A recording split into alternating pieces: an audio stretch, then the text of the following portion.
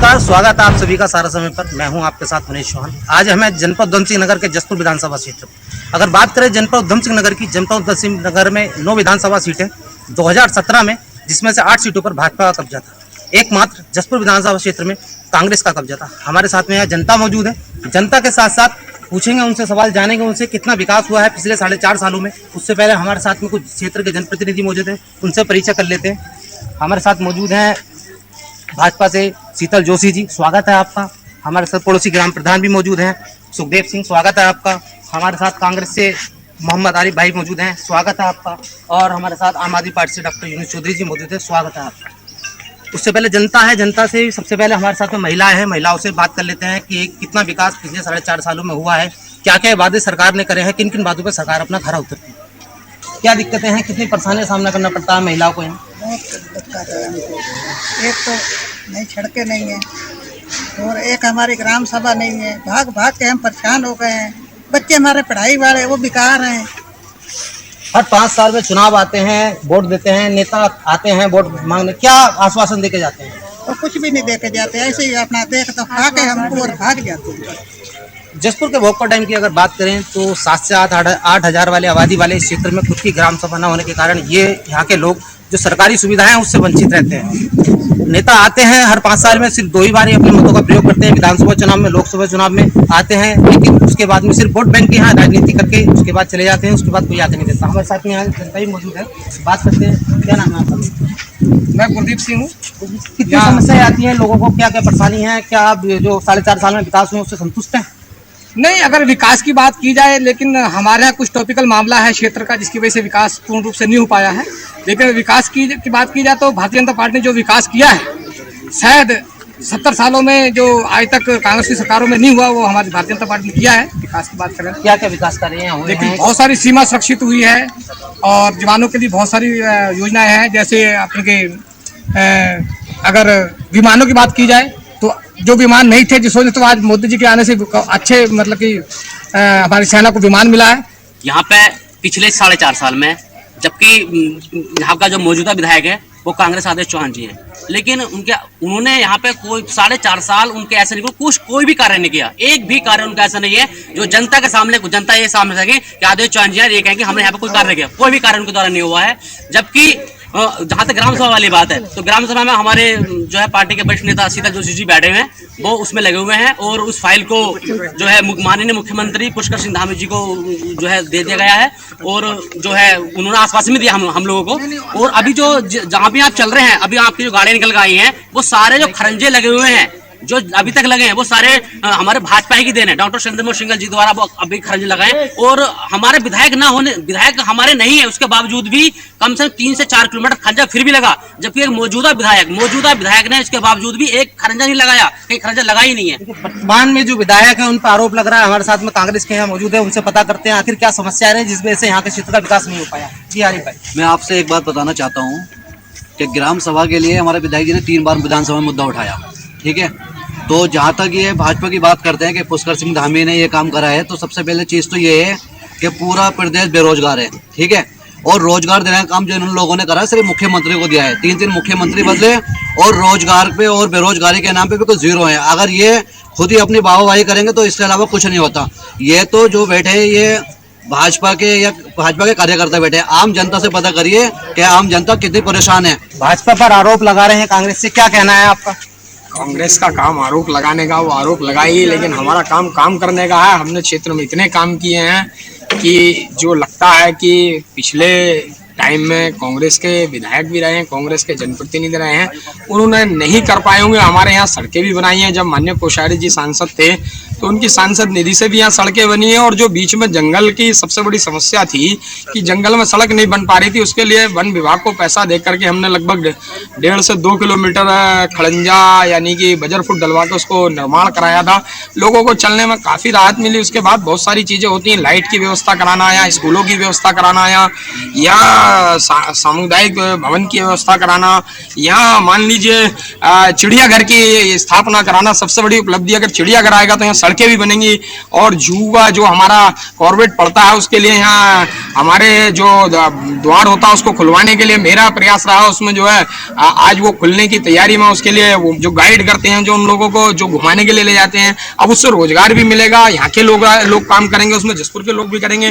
वो रोड लकड़ी मंडी से होते आए या रोड पुलिस चौकी वाला होते आए, उन रोडों पर जो गांव बसे हुए हैं उन लोगों को रोजगार मिलेगा, कोई किसी चीज की दुकान करेगा, कोई किसी चीज की। ये भारतीय जनता पार्टी का विकास है और सबसे बड़ा विकास ये है कि बहुत ही जल्दी ये गांव राजस्व हो जाएगा, जो कि पिछले 20 सालों में नहीं हो सकता था, जिसके डॉक्यूमेंट साथ में जरा मैं दे देता हूँ, आपको दिखा भी देता हूँ। महिलाओं ने एक बात कही है कि यहाँ पे गर्भवती महिला है, कोई प्राथमिक स्वास्थ्य केंद्र नहीं है, रात में महिलाओं के साथ में दिक्कत होती है, उन्हें खस्ता हाल सड़कों से होकर गुजरना पड़ता है, उसके लिए क्या व्यवस्था भाजपा सरकार की? प्राथमिक स्वास्थ्य केंद्र यहाँ मौजूद है और उसको मैं खुद पिछली बार निरीक्षण करके गया था, जिस समय कि यहाँ इसका हमारा राजस्व गांव का संबंध में चल रहा था, उसी समय उसका निरीक्षण किया गया था और मैं आपको दिखाना भी चाहता हूँ राजस्व गांव की प्रक्रिया कहाँ तक पहुंची है। आयुक्त उत्तराखंड राजस्व परिषद की रिपोर्ट है, इसको आप देख सकते हैं, ये वहां से बन के चली गई है। और उसके बाद भी जब इसमें सुप्रीम कोर्ट की एक रूलिंग आ जाती है कि वन भूमि पर बसे हुए लोगों को राजस्व ग्राम से नहीं जोड़ा जा सकता, तो उसके लिए कैबिनेट में लाने के लिए आदेश भी मेरे पास मौजूद है, इसको हम कैबिनेट में ला करके और क्योंकि कैबिनेट को पूरी पावर होती है कि प्रदेश में वो अपने कोई भी काम को निकाल सकती है, तो कैबिनेट में ला करके हम उसको करने वाले हैं। उसकी प्रक्रिया पूरी हो चुकी है। प्रक्रिया पूरी होकर मैं अभी पिछले हफ्ते जिलाधिकारी उधम सिंह नगर से मिला था, वन विभाग की पूरी अनापत्ति लगवा करके मैंने शासन को भिजवा दी है। देखिए, भाजपा नेता का यही कहना है कि आगामी जो विधानसभा चुनाव में उसमें 9 की 9 सीटें भाजपा के पास मिलेगी। हमारे साथ में जनता मौजूद है, इनसे भी जान लेते हैं इनके साथ में क्या क्या समस्या है, क्या क्या मुद्दे हैं यहाँ पे। मुद्दे तो हमारे बहुत हैं। मैं छोटी बात कहूँगा, ये कांग्रेस का मित्र जो कह रहा था भाजपा ने कुछ नहीं करा, और कांग्रेस ने सब कुछ करा। कांग्रेस ने ये करा, हमारे सिखों का इतना कत्लेआम कर दिया, जबकि हमें सिखों को देखना नहीं चाहती कांग्रेस, क्योंकि आज हमें लगभग 55 साल हो गए यहाँ बैठे को, हमें कोई सुविधा नहीं मिली कांग्रेस के राज में। आप सिख समाज से हैं, आप किसान भी हैं, पीछे इतने दिनों तक किसानी मुद्दा लगा रहा, तब क्या कहना है आपका भाजपा से? कहना है भाजपा जो कर रही थी वो सही कर रही थी। हमारे अगर दिमाग में कोई फरतूर आ गया, हमारे दिमाग में कोई निकल गया, हमें आज तक कुछ नहीं मिला, ना हमारा गन्ना, ना हमारा धान तुला, ना हमारा कुछ गेहूँ तुला, तो हम किसको क्या कहें? किसान, हम किसानों में थोड़ी आगे। फिर जब हमारा जब हम किसान हैं तो हमारा दर्द किसने बांटा तो हमारे भाजपा ने बांटा। जो हमें उपलब्धि मिली इनसे मिली, कांग्रेस ने हमें कुछ नहीं मिला। 55 साल से हमें कुछ नहीं मिला कांग्रेस से।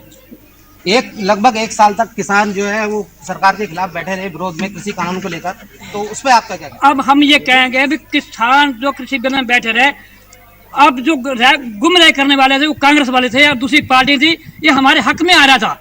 अब ये कहने की वजह से अब मान लो आपको पेट में दर्द है, तो पेट का इलाज तो डॉक्टर ही करेगा, हम नहीं कर सकते।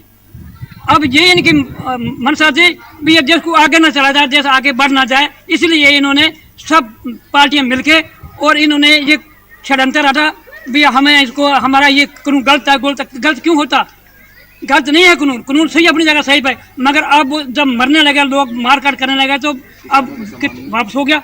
हमारा कहना यह है कि हमारा जो विकास करेंगे या कर रहे हैं उन्हीं को हम। देखिए, भाजपा को आप देखते आए हैं प्रदेश की, अगर उत्तराखंड की बात करें तो एक बार भाजपा, एक बार कांग्रेस यहाँ काबी रही है। इस बार आम आदमी पार्टी भी 70 की 70 सीटों पे यहाँ चुनाव लड़ रही है, तो क्या कहना है आम आदमी पार्टी के बारे में? क्या कहना? आम पार्टी भी बढ़िया है, कांग्रेस भी बढ़िया है, लेकिन हमारे लिए जो कर रहे हैं वही बढ़िया। चलिए बात करेंगे, हमारे साथ में आम आदमी पार्टी से विधानसभा प्रभारी डॉक्टर यूनुस चौधरी जी भी मौजूद हैं, उनसे बात करते हैं। डॉक्टर साहब, क्या कहना है आपका? इस बार 70 की 70 सीटों पे आम आदमी पार्टी दमखम भर रही है, क्या कहना है? उत्तराखंड की 70 विधानसभाओं में आम आदमी पार्टी चुनाव लड़ रही है और जो हमारे प्रदेश की जनता का हाल है, ये सभी लोग जानते हैं कि प्रदेश में विकास के नाम पर, चाहे भारतीय जनता पार्टी की सरकार रही हो, चाहे वो कांग्रेस की सरकार रही हो, लेकिन जो सही मानों में विकास होना चाहिए था तो विकास नहीं है। अब मैं अभी डैम की बात करूं तो डैम में एक लंबे समय से भारतीय जनता पार्टी के लोग और कांग्रेस के लोग जो डैम की जनता को, भोली भाली जनता को मुगरी लाल के हसीन सपने दिखा रहे हैं। जैसे हमारे साथी अभी फाइल दिखा रहे हैं, आज तुम्हारी सरकार है, तुम्हें फाइल दिखाने की जरूरत कहाँ है? आप लाइए ना उसको। लेकिन ऐसे ही होता है, चुनाव आता है, हमारे डैम के लोग और हमारे इस प्रदेश की जनता ठगी जाती है। ये जायज़ मांग है डैम की, जो राजस्व होना चाहिए, लेकिन कांग्रेस के समय में भी और भारतीय जनता पार्टी के समय में भी खाली दिखावे वाली बातें हैं। वास्तव में हकीकत में कुछ भी नहीं होने वाला। मैं लिख के दे सकता हूँ, 5 दिन बाद आचार संहिता लगने जा रही है। पीछे अरविंद केजरीवाल जी भी आए थे काशीपुर दौरे पे, 4 गारंटी योजना वो पहले से दे चुके हैं। क्या कितना अमल करेगी चारों गारंटी योजना? देखिए, हमारी आम आदमी पार्टी जो दिल्ली के अंदर दिल्ली मॉडल है, वो बिजली फ्री है, पानी फ्री है, दवाई फ्री है। 1 रुपए से लेके 50 लाख तक का इलाज आम आदमी पार्टी फ्री देगी। और डाम में भी एक मोहल्ला क्लिनिक बनाया जाएगा, डाम में भी एक हमारा हॉस्पिटल होगा, यहाँ की एम्बुलेंस की सुविधा भी होगी। अगर कोई ऐसा केस है जो भारी है, जो इसका डिलीवरी का मैटर है, किसी का भी होगा, हाई सेंटर ले जाना पड़ेगा, तो यहाँ से एम्बुलेंस डाम में से उसको लेके। और जसपुर में आज स्थिति क्या है, जसपुर के अस्पतालों की स्थिति क्या है, यहाँ की दोनों सरकारें जिम्मेदार है उसके लिए। आज जसपुर में एक डॉक्टर बढ़िया नहीं है, एक अच्छा अस्पताल नहीं है, अस्पताल होने के बावजूद भी वहाँ डॉक्टर उपलब्ध नहीं है। तो यहाँ की आवाम ने अब ये मन बना लिया कि इस बार जो ईमानदार पार्टी है और इस देश की पहली ऐसी पार्टी है जो इतनी सुविधाएं लेके आ रही है आम आदमी पार्टी, अब यहाँ की डाम की जनता ने, पूरे प्रदेश की जनता ने मन बनाया है कि इस बार माननीय अरविंद केजरीवाल जी को, आम आदमी पार्टी को यहाँ के लोग मौका देंगे। क्या लगता है आपको जनपद उधम सिंह नगर में इस बार 9 सीटों में से कितनी आम आदमी पार्टी के खाते में? हम ये तो समय बताएगा, लेकिन हम बता दें कि हम बहुत अच्छी फाइट में हैं और आपकी दुआ रही तो मैक्सिमम सीटें हम उधम सिंह नगर की भी जीतेंगे। सरकार ने क्या क्या वादे आपसे किए थे 4.5 साल पहले, क्या उन बातों पर खरा उतरी सरकार? काम तो उन्होंने वैसे काफ़ी किए हैं, मगर हमारा जो है फसल नहीं तुला। ये जो कि दाम का फसल तुलना चाहिए था और हमें इसका मूल सब सुविधा मिली। समस्याएं हैं लोगों के सामने, किसान भी परेशान हैं, जो फसल था उसका नहीं मिला है भुगतान। आपका क्या नाम है? क्या क्या मुद्दे हैं यहाँ पे? मुद्दे सर तो बहुत है, लेकिन जब बरसात पड़ती है मेंढक निकल पड़ती है, जब बरसात रुक जाती है मेंढक छुप जाती है। बस यहीं तक बात है। में विधायक हैं, हमारे कांग्रेस के विधायक हैं, क्या कहना, कितना विकास उन्होंने किया? कुछ नहीं किया है। अच्छा, भाजपा सरकार भी रही है उससे पहले? भाजपा सरकार रही है, भाजपा सरकार अब भी है, लेकिन भाजपा का कोई यहाँ कैंडिडेट ही नहीं है हमारे जसपुर में। नहीं आते, चुनाव से पहले क्या नेता आते हैं, क्या वादा करते हैं? वादे करके जाते हैं, ग्राम पंचायत बनवा देंगे, काला रोड बिछवा देंगे, पानी फ्री कर देंगे, सारे काम कहते हैं, करता कोई नहीं। हमारे यहाँ रास्ते की परेशानी है, ग्राम सभा की परेशानी है। ग्राम सभा से हम अगर जुड़ जाए या हमारी ग्राम सभा हो जाए तो हमें सारी सुविधा मिल जाएंगी। असली परेशानी तो हमारी यही है, ग्राम सभा की। ग्राम समाज, हाँ, अगर वो हो जाए तो सब काम अपने आप हो जाएगा हमारा। क्या नाम है आपका भाई? जसवंत सिंह। जी, क्या क्या समस्याएं हैं? आप भी किसान हैं, ठीक समाज से हैं, क्या कितनी परेशानी? समस्या बताई दी आपको सबने, और ये है जब वोटों का टाइम होता है हर एक को याद आ जाता है डाम। वैसे तो कहना तो नहीं चाहिए, पर हर जो भी यहाँ पहुँचा अभी तक किसी ने डाम वालों की सार नहीं ली, क्योंकि बस हमें बीतते ही चलो चले। हमारे साथ में यहाँ फिर एक बार हम जोशी जी की तरफ आ जाते हैं, बात कर लेते हैं जोशी जी से। जोशी जी, आरोप लगाया उन्होंने कि नेता आते हैं सिर्फ चुनाव के दौरान और उससे पहले वोट बैंक के चले जाते, उसके बाद देखने भी नहीं आते, क्या कहना है? मैं इनके आरोप का खंडन करता हूं और मैं ये बोलता हूं कि मुझे बताएं कि मुझे लगता है कि मेरा डाम का हर महीने एक आध चक्कर लगता होगा और कोई व्यक्ति ऐसा नहीं होगा जिसकी मेरी फ़ोन से बात ना होती, जो मुझसे अपनी समस्या को अवगत ना कराता हो और मैं उसकी समस्या को ना सुनता हूँ।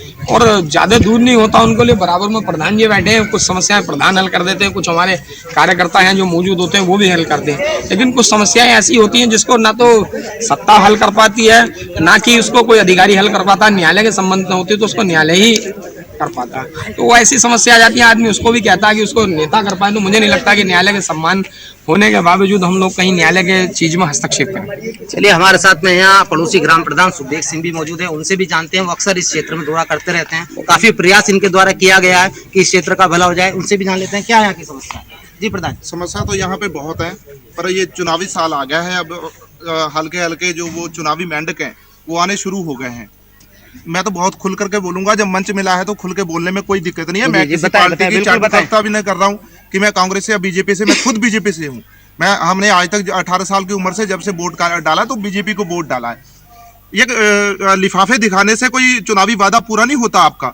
आपने दिखा दिए, आप मुझे वादा करके जाओ, अगर ये राजस्व ग्राम में नहीं जुड़ता तो आप इस्तीफा देंगे भारतीय जनता पार्टी से। आपकी तरफ से कितनी बार प्रयास किया गया राजस्व ग्राम में जोड़ने के लिए, या पड़ोसी पंचायत में इसे अटैच कर दिया जाए ताकि यहाँ के लोगों को सुख सुविधाएं मिल सके? यहाँ 7,000 की पब्लिक है, 7,000 पब्लिक परेशान है। केवल नेताओं के पीछे लग के, चाहे वो कांग्रेस का हो चाहे वो बीजेपी का हो, उनकी हाँ करके इन्होंने अपना बेड़ा खुद डुबोया है। ये नहीं है, इन्होंने खुद अपना कुआं खुद खोदा है कि ये नेताओं की चाटुकारिता करो, सवाल भी करो ना उनके ऊपर। क्या बात है आप आज नेताओं की चाटुकारिता करते हो? यहाँ विकास के नाम पर गांव में कुछ नहीं हुआ है। आप एक बात बताओ, यहाँ अंधे आदमी है जिनका घर शौचालय तक नहीं है। वोट बैंक की राजनीति होती है, सिर्फ वोट बैंक की राजनीति है। मैं शीतल जोशी जी से पूछना चाहता हूँ, अगर ये राज्योत्सव ग्राम में नहीं जुड़ा, मुख्यमंत्री जी घोषणा करके गए, कैबिनेट में कितनी कैबिनेट निकल गई है, एक लास्ट आपके पास बचा क्या आप लॉलीपॉप देने को? मुझे नहीं लगता कि हमारी सरकार, मैं खुद कहूंगा भी हमारी सरकार भी यह काम नहीं करेगी। अगर हमारी सरकार ने यह काम नहीं किया, मैं देख रहा, थोड़े दिन और वेट कर रहा हूं, नहीं तो मैं हाई कोर्ट में शरण लेने जा रहा हूं। हाई कोर्ट में जाके ये कंटम लगाऊंगा कि ना हम विधानसभा को वोट देंगे ना हम लोकसभा को वोट देंगे। जब हमें पंचायत में वोट देने का अधिकार नहीं है तो हमें लोकसभा और विधानसभा में वोट देने का अधिकार नहीं है। देखिए, ग्राम प्रधान जी ने भी आरोप लगाया, साहब भाजपा के कार्यकर्ता होने के बावजूद ही भाजपा पे एक बार आरोप लगा दिया है कि कई बार प्रयास किए गए हैं, माननीय मुख्यमंत्री ने आश्वासन भी दिया, उसके बावजूद भी ये खुद का राजस्व ग्राम घोषित नहीं हो पाया। हमारे साथ में फिर एक बार शीतल जोशी जी हैं, उनसे बात कर लेते हैं। जी जोशी जी, क्या कहना है आपका? ये विषय 2014 में इसको मैं ही लेकर के आया था। उससे पहले कोई इस विषय पे प्रकाश भी नहीं डालता था कि मैं एक यहाँ मीटिंग लेने के लिए आया था, पार्टी संगठन की मीटिंग थी। उन लोगों ने मुझे कई समस्याओं से अवगत कराया। मैंने इन समस्याओं की जो जननी है वो यहाँ राजस्व गाँव न होना है। उसके बाद मैंने तत्काल जिलाधिकारी उधम सिंह नगर पंकज पांडे जी थे, उनको मैंने अवगत कराया। यहाँ के मेरे कुछ मित्र भी थे जो लोग वहाँ गए हुए थे। पंकज पांडे जी ने उस पर कार्रवाई बहुत तेजी से की, लेकिन उस समय होने के बाद उस समय के तत्काल मुख्यमंत्री हरीश रावत जी उसको रातों रात रोक देते कि किसी व्यक्ति को उनको वहाँ के लोगों के काम हो जाने से उनके वोट बैंक को नुकसान हो रहा था, और उनके उस समय के जनप्रतिनिधि ने वहाँ जाकर उसका विरोध किया। हरीश रावत जी ने उसको डीएम को ललकार लगाई। डीएम ने मुझसे कहा, शायद रंजीत जी भी उस समय मेरे साथ थे, कि शीतल भाई मैं इस्तीफा दे दूंगा लेकिन मैं इससे ज़्यादा नहीं कर सकता हूँ, और मैं आपको अपनी रिपोर्ट बना के दे रहा हूँ। मेरी रिपोर्ट जहाँ भी जाएगी आपके काम आएगी। वो रिपोर्ट चलते उस समय उसी के तुरंत बाद भगत सिंह कोश्यारी जी जब हमारे MP बन गए, हमने उनको कहा, उन्होंने उसमें अपनी सिफारिश चिट्ठी लगा दी, क्योंकि सरकार कांग्रेस की थी। हरीश रावत जी उस समय के मुख्यमंत्री थे, उन्होंने उसको तत्काल प्रभाव से रोक दिया, वो पेंडिंग पड़ गया। लेकिन जब 2017 में बीजेपी की गवर्नमेंट आई, त्रिवेंद्र सिंह रावत जी मुख्यमंत्री बने, मैंने सबसे पहले भगतदा को भी याद दिलाई, क्योंकि उस समय भी वो सांसद थे और त्रिवेंद्र जी हमारे मित्र भी थे। हमने उनसे कहा, उन्होंने तत्काल आदेश की, उस आदेश की कॉपी मौजूद है, क्योंकि कुछ चीज़ों की काम की प्रक्रियाएं होती, फिर वो प्रक्रिया में फिर जाँच रिपोर्टें लगती चली गई। क्योंकि वन विभाग से और जल से जुड़ी हुई जमीन थी, उसमें SDM जसपुर ने अपनी रिपोर्ट लगा दी, लेकिन अनापत्ति के रूप में उन्होंने जो पत्र दिया, उस पत्र में केवल वो साइन करा के वन विभाग की और जल के भेज दिए, जिस कारण से उसमें देरी हुई। और देरी के बाद उसमें राजस्व परिषद के चेयरमैन ओम प्रकाश जी की बैठक में वो विषय आया, लेकिन पूरे उत्तराखंड में एक भोगपुर डैम ऐसा विषय था जिसको प्रस्तावित किया गया, बकाया सारे ही निरस्त कर दिए गए। अब आप ये सोच सकते हो कि पार्टी और सत्ता इसको कितने गंभीरता से ले रही होगी कि सारे निरस्त हो गए, लेकिन भोगपुर डैम निरस्त नहीं हुआ, उसको प्रस्तावित कर दिया। प्रस्तावित करने के बाद मैंने मुख्यमंत्री जी को अवगत कराया, मैंने मान्यवर ये इस कारण रुक गई है क्योंकि इसमें केवल 2 साइन करे हुए साइन है, ये मौजूद है, लेकिन इसको हमारे राजस्व परिषद के चेयरमैन ये मान रहे हैं कि अनापत्ति पत्र नहीं है। अब उसको अनापत्ति पत्र कैसे करा जाए जबकि हमारे पास समय कम है? एक मिनट पूरा सुन लीजिए, पूरा सुन लीजिए, क्योंकि विपक्ष आरोप लगाता है और हमारे मित्र प्रधान ने भी आरोप लगाए। आरोप लगाने से हम लोगों को घबराना नहीं चाहिए, क्योंकि जब हमारी कोई कमियां ढूंढ के हमें बताएगा या हमारे ऊपर आरोप लगाएगा तब हम और तेजी से काम करेंगे। आरोप से कभी नहीं घबराना चाहिए, क्योंकि आरोप हमारे ऊपर कोई घोटालों के नहीं है, आरोप हमारे ऊपर कोई चोरी के नहीं है। कैबिनेट में मामला नहीं उठाया गया, कैबिनेट में आ चुका है, क्योंकि कैबिनेट में लाने से पहले उस फाइल को पूरा किया जाता है। अब कैबिनेट में माननीय मुख्यमंत्री जी ने लाने का आश्वासन कर दिया, अब हम उसमें स्वतंत्र रूप से तैयार बैठे, लेकिन उसकी भी कुछ प्रक्रियाएं होती हैं जो प्रक्रियाएं पूरी होकर पहुंच चुकी हैं। हो सकता है कि वो परसों की कैबिनेट में, तरसों की कैबिनेट में, जब भी अगली कैबिनेट हो उसमें आ जाए, क्योंकि एक कैबिनेट की भी एक व्यवस्था होती है और व्यवस्था में बिना किसी प्रक्रिया के वो वहाँ फाइल ना पहुंचे और कैबिनेट में उसको कह दिया जाए, ऐसा भी नहीं होता ना, वो फाइल पहुंचती है। मुख्यमंत्री का खुद का बग्गा चौवन जो है वो बाहर की विधानसभा से जुड़ा हुआ है। किलावली से लेके तुमड़िया डैम की जो पंचायतें हैं जो डैम के अंदर है वो जुड़ी हुई है। क्या मुख्यमंत्री को ये नहीं पता चलता भी कि मेरा बग्गा चौवन जो है मैंने बाहर की पंचायत से जोड़ रखा है और इसे तोड़ मरोड़ की राजनीति में लेके आ रहे हैं? कमाल है मुख्यमंत्री जी, वाह जी वाह। आओ आप 2021 में अगर नहीं हुआ तो जनता बहुत, डाम की जनता ही आपको बहुत तरीके से जवाब देगी। मैं तो डाम की जनता के ऊपर ही छोड़ रहा हूँ, वो आपको निर्णय अपना खुद करना है। जब मालदान तुमड़िया डाम जुड़ा हुआ है, बग्गा चौवन मुख्यमंत्री का खुद का जुड़ा हुआ है, तो वही तो मुख्यमंत्री है। युवा सरकार, मुझे युवा सरकार ये तो बता दे, आने वाले में समय में भी युवा सरकार कह रहे हैं, युवा सरकार की उम्र तो तय कर दो। क्या डॉक्टर शैलेंद्र मोहन सिंघल, विनय रोहेला या और इनके बड़े बड़े मंत्री, क्या ये युवा सरकार में आएंगे या युवा सरकार के बाहर रखे जाएंगे? देखिए, फिर एक बार यहाँ पर प्रधान जी, फिर एक बार और हमारे कांग्रेस के पास चलते हैं, बात करते हैं कांग्रेस से।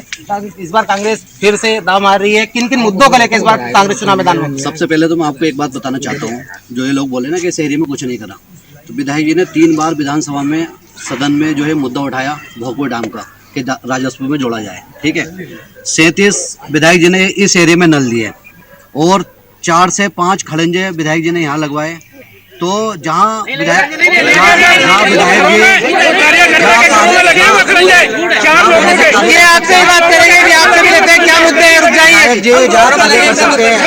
ने कार्य करा, और ये लोग जो ना करने वाले लोग हैं, ये भाजपा के कार्यकर्ता यहाँ बैठे हुए हैं। अगर आप आम जनता से अगर बात करें तो आम जनता आपको बताएगी कि विधायक जी ने क्या करा क्या नहीं करा।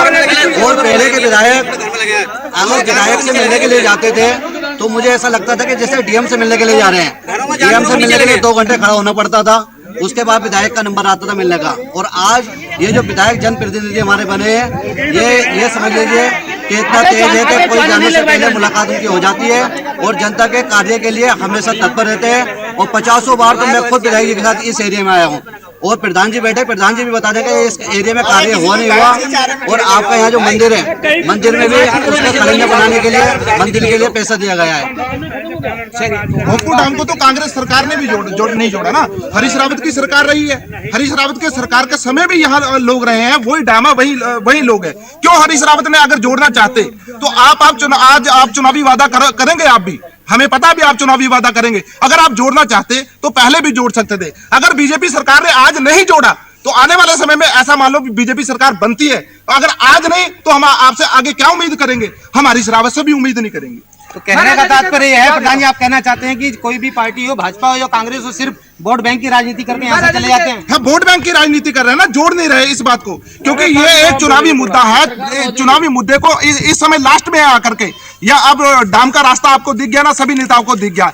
डाम में इतनी बुरी स्थिति है, यहाँ अंधे लोग भी रहते हैं जिनके घर शौचालय नहीं है, यहाँ गूंगे लोग भी रहते हैं जिनके घर शौचालय नहीं। मैंने पीछे बात उठाई है, शौचालय तक नहीं दिए। क्या बात, विधानसभा जो एक अपना विधायक है वो ईंट खड़ंजा सब कुछ सरकारी ईंटें लगा सकता है, तो प्रधान अपनी जमीन बेच के थोड़ी दे देगा? प्रधान भी तो वही चीजें नल और खड़ंजा लगवाएगा, तो क्या बात है? आपसे बात जनता है, जनता एक बार वहाँ से क्या मुद्दे हैं आपके बताइए, आप भी बताइए। मैं जो मौजूदा विधायक है अवैध चौहान जी, जो उन्होंने राजा जी ने अभी बात की है, ये मुझे ये बताया राजा जी कि जो उन्होंने खड़ंजा लगाए हैं, आपको तो ये भी नहीं पता कि खड़ंजा लगे कहाँ है वो। आप उन अवैध चौहान जी के माध्यम से वो खड़ंजा लगे हैं। एक हमारे पाला सिंह है नंबर 1 के गुरुद्वारे पे, वो जिस चूल्हे से उठते हैं, चूल्हे से उठकर जहाँ टॉयलेट जाते हैं वहां तक खड़ंजा लगा हुआ है। अच्छा, किसी सारी समाज से कुछ जुड़ा हुआ खड़ंजा नहीं है। दूसरा खड़ंजा लगा है यहाँ पे हमारे हरदीप सिंह नंबर 5 गुरुद्वारे में, जहाँ से वो चलते हैं बाइक लेके, ट्रैक्टर लेके, ट्रैक्टर जाता है जहाँ तक खेत तक, जहाँ तक उनके पशु बांधे जाते हैं वहां तक खड़ंजा दिया, पशु को खड़ंजा दिया गया। वो एक आम आदमी को खड़ंजा नहीं दिया गया है। बिल्कुल मैं खंडन करता हूँ, वो आज देख लें। आप भी बताइए, आप भी बताइए। नमस्कार, मैं रंजीत सिंह, भोगपुर डाम तीरथ नगर। इस विषय में बोलना चाह रहा हूँ, ये जो हमारे पार्टी वाले आए हैं, कांग्रेस वाले, बीजेपी वाले, इन लोगों ने 40-50 साल तक हमारी कोई सुध नहीं ली है। ये जो आप स्कूल में बैठे हैं ना, ये स्कूल में खड़े हैं, ये भी एक बाहरी बंदा विनय रोहेला नाम का व्यक्ति आकर के उसने ये स्कूल बनवाया हमारा। और ये जो आप सड़क पे आप चल के आए हैं, ये मनरेगा से, वो बाहर से बंदा आकर के मनरेगा की मट्टी ला करके बाहर के प्रधान को लुआ करके वो मट्टी डाली उन्होंने। ये जितने हमारे क्षेत्र के विधायक हैं, भूतपूर्व हैं या अधिक वर्तमान में हैं, इन्होंने हमारे डाम के लिए कुछ नहीं किया। किसी ने कुछ नहीं किया, वो चाहे बीजेपी का हो, चाहे वो कांग्रेस का हो या आने वाला कोई भी हो। लेकिन ये जो हुआ है, कह रही है कि पिछले इतने सालों में ना ही भाजपा ने कोई यहाँ कार्य किया है, ना ही कांग्रेस ने कार्य किया है। हमारे कांग्रेस के नेता भी कुछ कहना चाह रहे थे जी, आप भी बताएं क्या कहना। मैं आपसे एक बात बोल रहा हूँ कि 2022 में हमारी सरकार आएगी भोगपुर डाम की जो जितनी भी समस्याएं हैं उस समस्या का निस्तारण विधायक जी करेंगे और दूसरी बार आदेश चौहान विधायक बन रहे हैं इस विधानसभा से, और जितनी भी समस्या है इस विधानसभा की है और भोगपुर डाम की है, इसका निस्तारण विधायक जी करेंगे, 100% करेंगे। चलिए, कहना है कि जो भी समस्याएं हैं अगर कांग्रेस की सरकार बनती है, वर्तमान में फिर कांग्रेस के विधायक आते हैं तो उन समस्याओं को निपटारा करा जाएगा। फिलहाल जनता, भाजपा जनता के बीच में अपने विकास कार्यों को लेकर जा रही है और विपक्षी दल अपने वादों को लेकर। अब 2022 में किसके सिर चेहरा सजेगा, कौन मुख्यमंत्री बनेगा, ये तो आने वाला वक्त ही बताएगा। फिलहाल इस प्रोग्राम दंगल 2022 से मुझे दीजिए इजाजत। सहारा प्रणाम।